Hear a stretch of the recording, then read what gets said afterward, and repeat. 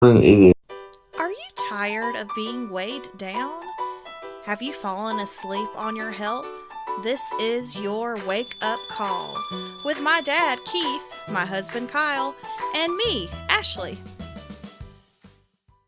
Good morning, everyone. This is your wake up call. It's time to get up, get out, and get going.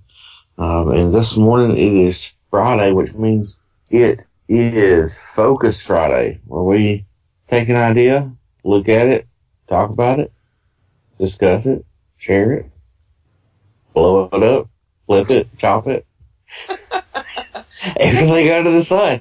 Spin it. Bop it.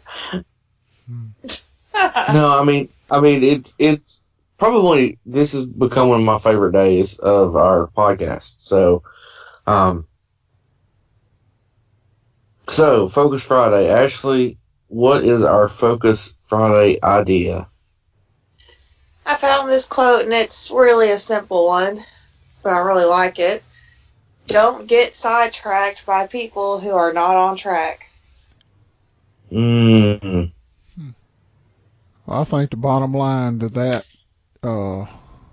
idea is surround yourself with people that are trying to do what you're doing, so you can focus on what you're doing instead of having detractors or people that don't believe in what you're doing or saying, and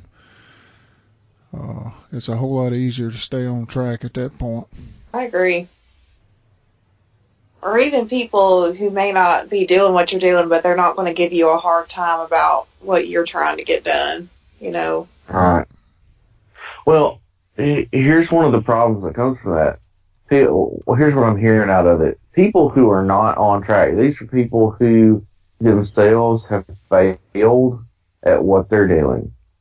And so because they've failed at what they're doing, They want you to fail too. they want to see somebody else fail. They don't want to be alone in that boat. And so, they've kind of, they're pulling down whoever they can take with them.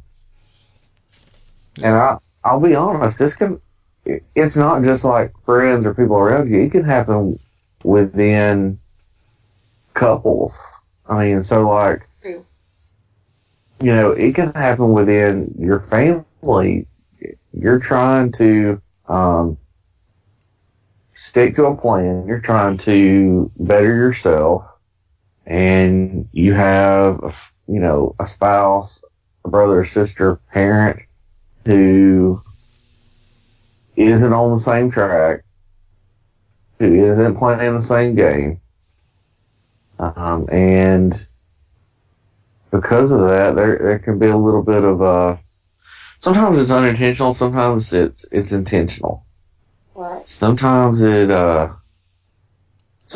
just that they encourage you to do bad stuff, and this is a cycle. Ashley and I kind of got trapped in for a while. Is that one of us would be kind of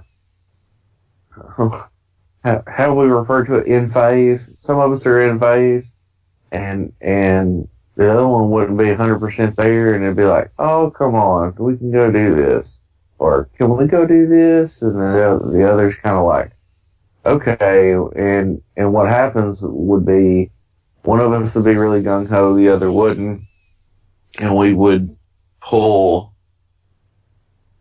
could eventually derail that person from being on track. And I have to say, that's one of the things about us doing it this time, that's different than where I feel like we're more in sync, more in step on what we're doing, and we're becoming more in step in what we're doing this go around than we've been before on any of the stuff that we've done before. Well, that's some work. Like this, we've tried this lifestyle multiple times. This is not something we've just done for the first time, And I think it took those other trial and errors to see, no, we're not going to be able to stay within the loose plant-based range and still have results. Because you can eat no animal products and still be fat, you know. I mean, we ate no animal products for like 4 months last year, and I only lost like 15 pounds, and that was slow, and it was up and down because I was being very loose on what plant-based meant, you know. Eating a lot of processed food. Eating a lot of processed stuff. And I still felt better than, you know, eating a bunch of meat and stuff, but I still didn't feel as good as I do now. And Kyle and I have always been bad about letting each other slip. So, yeah. But yeah, you're right. That, you know, that can happen within your family or your friends or really whoever you're around. Yeah,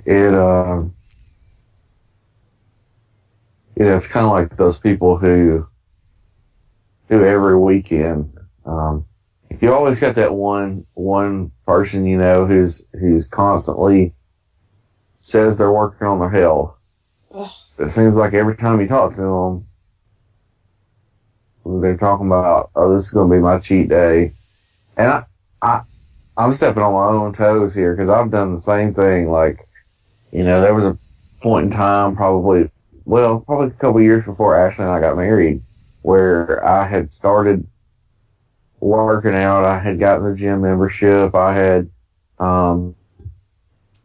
started doing some weightlifting, and I didn't really know what I was doing at the time. I had taken a bodybuilding weightlifting course in college, but it really didn't teach me anything. That class was a joke. I took the woman's version of it. I don't remember doing anything but leg presses.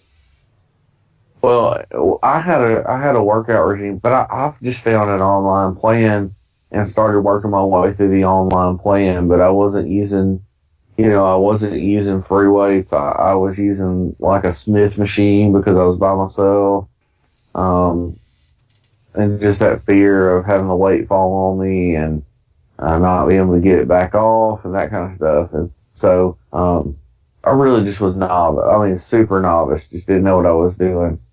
But in that cycle, it's like I looking back, I was just every time I talked to somebody, it was like, yeah, today's gonna be my cheat day. Oh, I guess I'll just have today be my cheat day.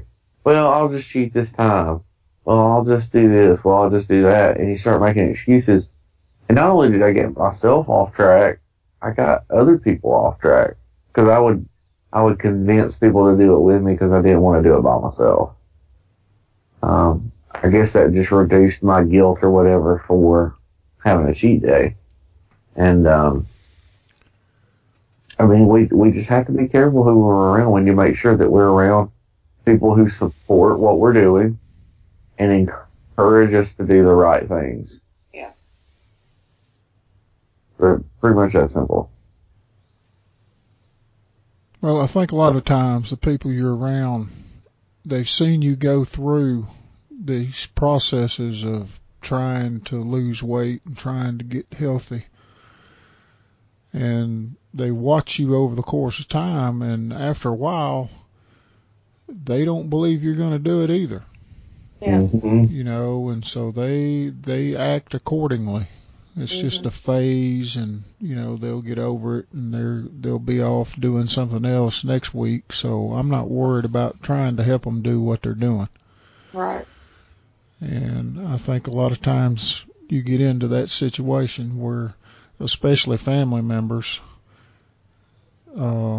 they've seen you come in and out of these diets and whatnot, and so they're not convinced, and they're not, you know, they don't buy in just because of that. Yeah. Because of history. Yeah. Yeah. Yeah, you're definitely in that situation. Yeah, your track record kind of proves itself. And or kind of stands as like the expectation. Yeah. Yeah.